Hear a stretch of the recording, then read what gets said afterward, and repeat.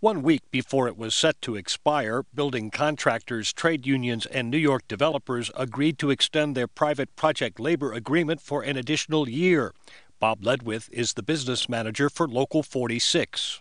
I would describe it as a win-win. We had to give relief to the developers and the owners. We did that.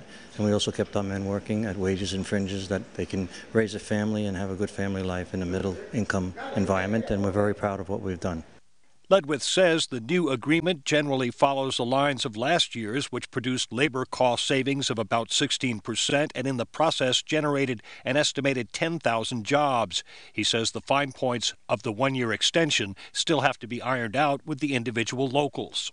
The total building trades is approximately 40 different local unions, of which 36 are participating in this, maybe perhaps 37. How much work do you think it'll mean? Many billions of dollars and many man-hours for our men and our women, and we've got to continue to do this so that we can provide employment possibilities for all our people.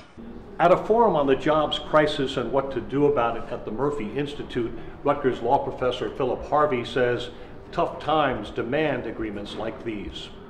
When unions feel that a prudent exchange of some of their gains in exchange for assurances of continued employment, it's certainly a reasonable way for them to proceed.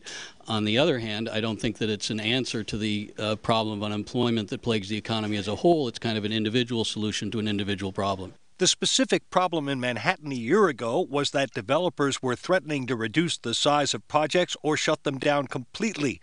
Ledwith says the project labor agreement kept the construction sector alive then, and the sector still needs help in the year ahead. Well, we call this a market recovery PLA, but in many ways it's a stimulus program, a local stimulus program that creates jobs for our people. Washington is a little bit slow on bringing the stimulus money to New York, so we decided as a group of men and women to stimulate our own economy. Professor Harvey told the forum that the current federal job stimulus is falling short because it uses an indirect approach, where it will cost over $200,000 per job to create 3 to 4 million jobs.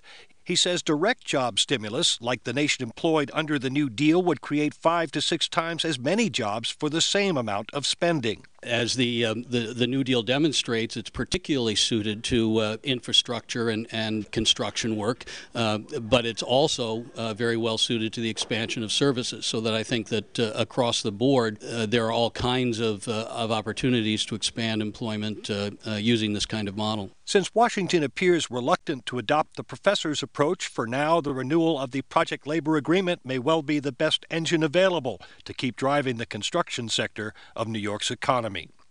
Mike Clifford, Workers Independent News.